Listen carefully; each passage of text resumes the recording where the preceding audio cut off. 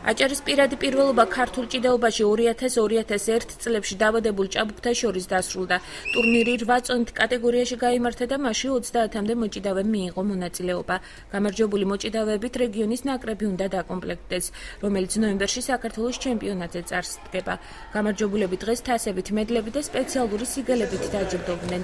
ჩემპიონატი აჭარის ქართული ჭიდაობის ფედერაციის ინიციატივით ბათუმის სპორტ სკოლაში გაიმართა. მოწინააღმდეგე ძლიერი იყო. მე ბოლო 5 წამით დავამარცხე მოწინააღმდეგე, მაგრამ ეს ქულები ჩაითვალა ორ-ქულად და შემდეგ განვაგზავნე თამაში და ბოლოს დავამარცხე. იგი ქულების აღების საშუალებით მე დავამარცხე ჩემი მოწინააღმდეგე. დღეს გამოვლინდება აჭარის ნაკრები 2000-2001 წლიანი სპორტსმენების, რომელიც მონაწილეობას მიიღებს ჩვენს დედაქალაქში მიმდინარე წლის ნოემბერში საქართველოს პირად პირველობაზე 2000-2001 წლებში დაბადებულ სპორტსმენთა შორის.